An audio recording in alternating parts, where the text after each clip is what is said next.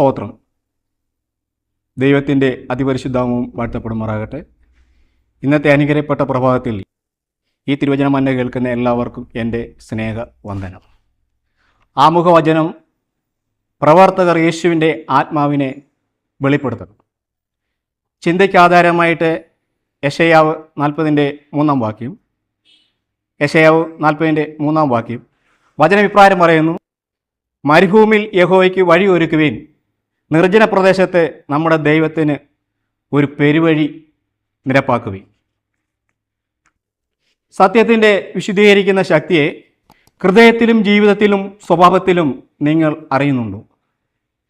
ദൈവം തൻ്റെ പുത്രൻ്റെ പേർക്കായി നിങ്ങളുടെ പാപങ്ങൾ ക്ഷമിച്ചിരിക്കുന്നു എന്ന് ഉറപ്പ് നിങ്ങൾക്കുണ്ടോ? ദൈവത്തോടും മനുഷ്യവർഗത്തോടും കുറ്റമില്ലാത്ത ഒരു മനസാക്ഷിയോടെ ജീവിക്കാൻ നിങ്ങൾ പരിശ്രമിക്കുന്നുണ്ടോ? ദൈവത്തോട് നിങ്ങളുടെ സ്നേഹിതർക്കും അയൽക്കാർക്കും വേണ്ടി നിങ്ങൾ അപേക്ഷിക്കുന്നുണ്ടോ?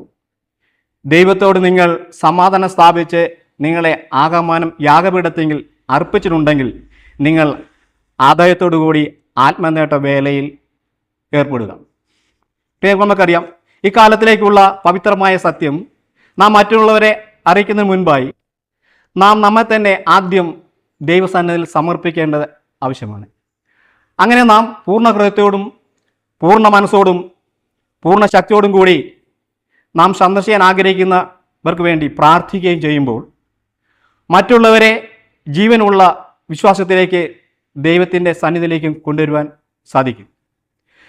നമ്മുടെ കർത്താവ് നമ്മുടെ ഓരോ പ്രവൃത്തിയെയും ചിന്തകളെയും ഉദ്ദേശങ്ങളെയും അവിടുന്ന് നന്നായി അറിയുന്നു.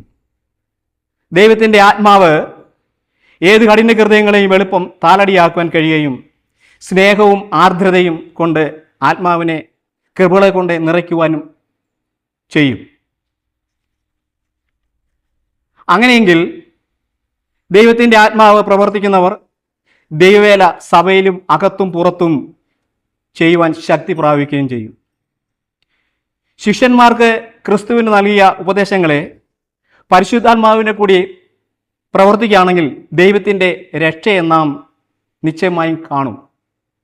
പ്രത്യേകിച്ച് ദൈവവേല ചെയ്യുന്നവരോടെ കർത്താവ് പറയുന്നു: പരിശുദ്ധാത്മാവിൻ്റെ വഴി കാണിക്കുന്നതിന് വേണ്ടി ജീവിക്കുക, അതിനുവേണ്ടി ഒരുങ്ങുക, അതിനുവേണ്ടി പ്രവർത്തിക്കുക.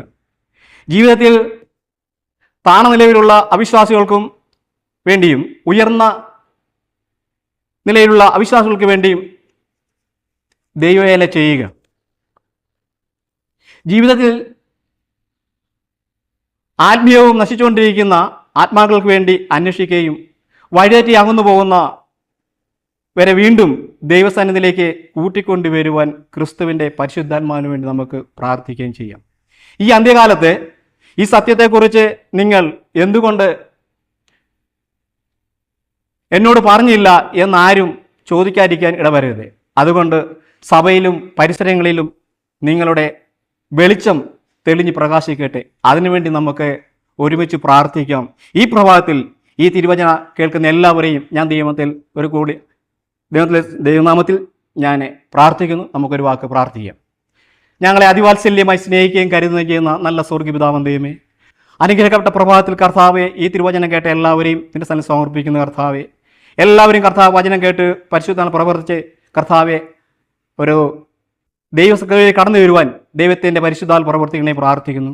കൃപയാൽ അവിടുന്ന് മഹത്വപ്പെടുന്നതിനെ പ്രാർത്ഥിക്കുന്ന കർത്താവ്, രോഗങ്ങളോ ദുഃഖങ്ങളോ പ്രയാസങ്ങളോ മാനസികമായ എല്ലാ അവസ്ഥകളിൽ നിന്നും വിടുതലുണ്ടാകുവാൻ സ്വർഗത്തിലെ ദൈവം അവിടുന്ന് പരിശുദ്ധാത്മാവെ അയക്കണേ പ്രാർത്ഥിക്കുന്ന കർത്താവെ, ഈ വചനം കേട്ടവരാരും നശിച്ചു പോകാതെ നിത്യയിൽ കാണുവാൻ കർത്താവെ ഞങ്ങൾ ഒരുമിച്ച് പ്രവർത്തിക്കാൻ ദൈവമേ ആത്മാവിൻ്റെ വചനങ്ങളെ പറയുവാനും ശക്തീകരിക്കാനും കൃപയുണ്ടാകണമെന്ന് പ്രത്യേകിച്ച് പ്രാർത്ഥിക്കും. കൃപയാലയച്ചു മഹത്വപ്പെടുത്തണം, മാനവും മഹത്വം അവിടുന്ന് എടുക്കണം. യേശു നാമത്തിൽ അപേക്ഷിക്കുമ്പോൾ കൃപയുടെക്കണം പിതാവാൻ ദൈവമേ. ആമീൻ. സ്തോത്രം. Praise the Lord. എല്ലാവർക്കും നല്ലൊരു ദിവസം കൂടെ നൽകുന്നു. ദൈവം അനുഗ്രഹിക്കുമാറാകട്ടെ. ആമീൻ.